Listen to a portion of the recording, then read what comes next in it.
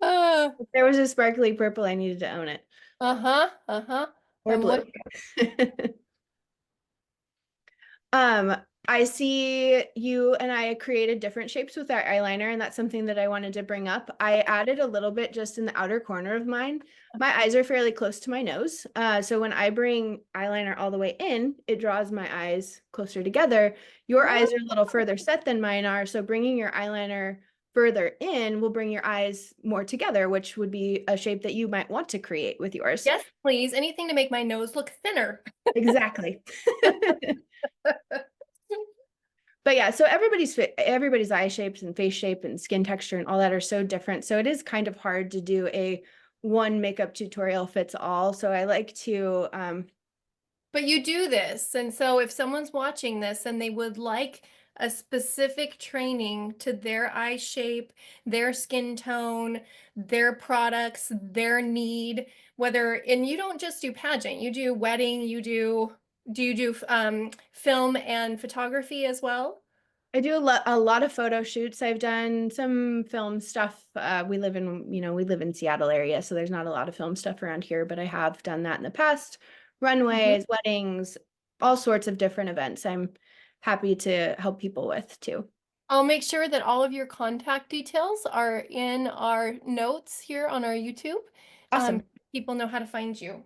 Because I would have loved to have had you in my corner when I first started doing this as a pageant girl at 19. I really would have loved to have had the help and support. And even they didn't have a teen program back then. So as a teenager, I really could have used the help. Because again, I was in the bathroom on my knees up on the counter with the wet Trying pad. to figure it out. All right. Well, we didn't make a big mess with our eyeshadow, so we can now move on to our skin. And we'll go ahead and start foundation. I have a few recommendations that I pulled out of my bag just to talk about. So I'm 36, so I can't wear the same foundation that I'd maybe put on a 15-year-old because Yeah. we sit in fine lines and things like that. But a 15-year-old can wear the same products that I wear, which is nice. So I like to have kind of versatile products in my kit for that reason. The Makeup by Mario foundations are lovely. They're called Surreal Skin. You can put it on really sheer. This one looks nice on my skin. I can't put it on too heavy on me or it will sit in my creases. The one that I'm going to use on myself and that I love for weddings, appearances, interview is the L'Oreal True Match Nude. Mm. And this was recommended to me by Crystal, the teen director for Miss Washington. She her skin always looked so beautiful last year at Miss America, and I would do the rest of her makeup, but she was running around doing stuff all day, and she would come into me at night, and her skin looked great, and I would just put everything else on, and I was like, "What foundation are you wearing? Your skin looks lovely." And she was like, "Oh, it's a L'Oreal product," and she like brought it out, and she's like, "But I'm obsessed with it." And I got it. I filled my kit with it because it's so good. Um, you brought up earlier hyaluronic acid, and this foundation has hyaluronic acid in it. So it's nice and plumping on the skin, and it doesn't sit in fine lines. It's really just very nice. It's a sheer coverage, so I don't know if it's necessarily something I'd recommend for girls for stage. Mhm. But it wouldn't not work. Like it would work if they did all their other products properly.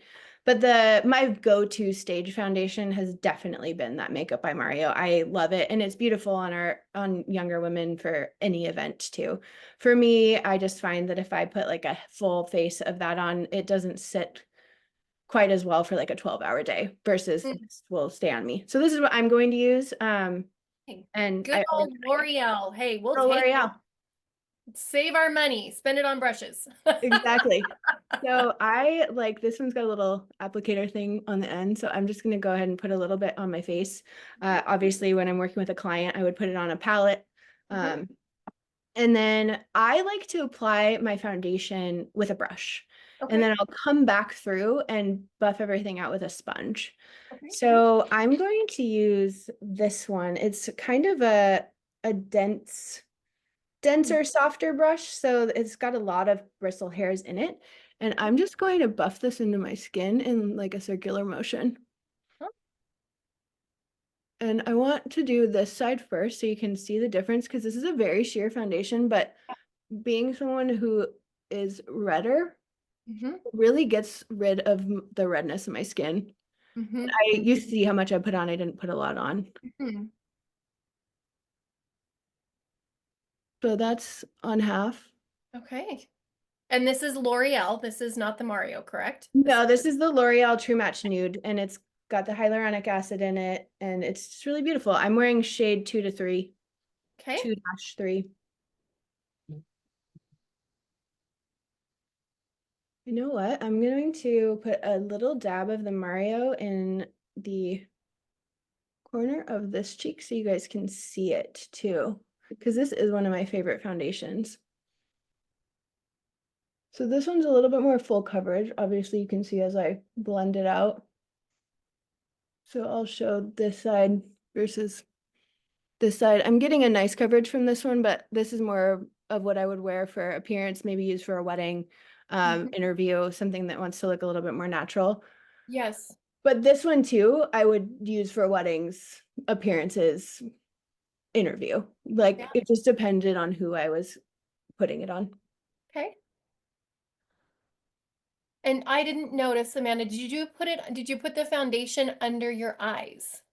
No, I don't put it under my eyes. I mean, it might get a little bit of residual from my brush, but Mhm. I'm not putting it under my eyes.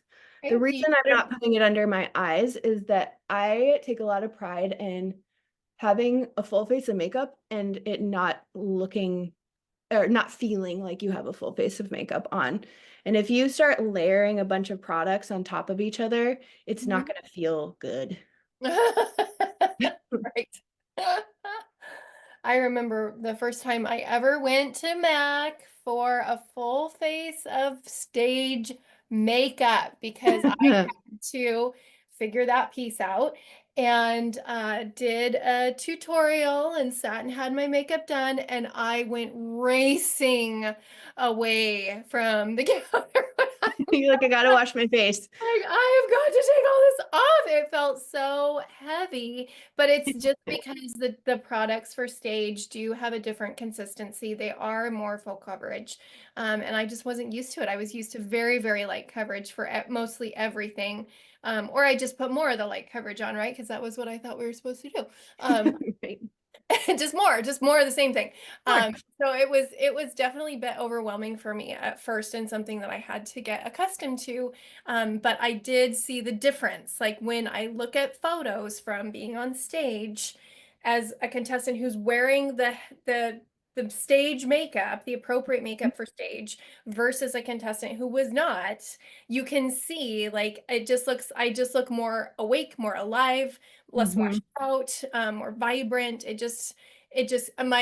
My being, I felt like came across better on stage wearing the right kind of makeup for stage. No, absolutely. And I think that creating depth in your face sounds like a weird thing to do, but that's what's going to make you look different than the girl that just puts her makeup on for a night out for stage because it's different. It's going to look good for the night out, but as soon as you put those big stage lights on you, it just washes it out and you need to have that depth from your product. Yep. I really like the foundation that you're wearing. What is that?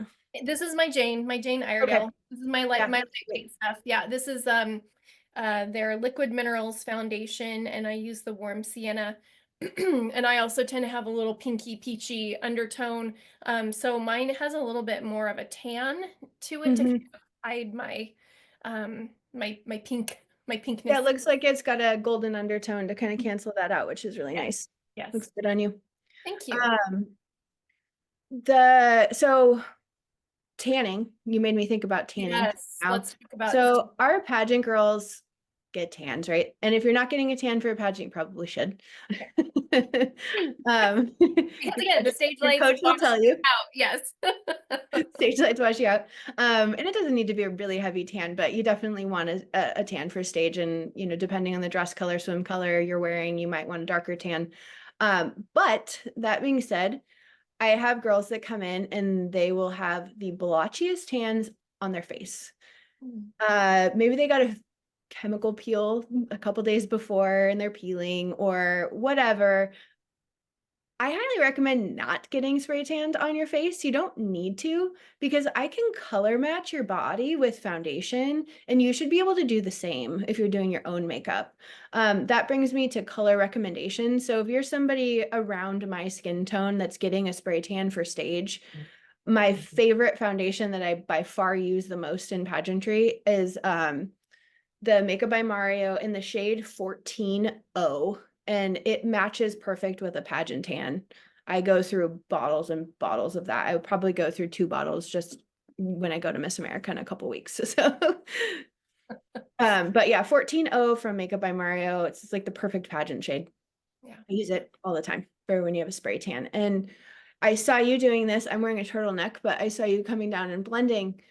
Girls, blend your foundation into your neck, blend it behind your ears. If you are going to wear a high ponytail and you have Oh, a spray tan and you didn't spray here and up, foundation needs to go here. Or you're gonna mhm. have a weird line and you're gonna do your turn on stage and you're gonna see a white spot here.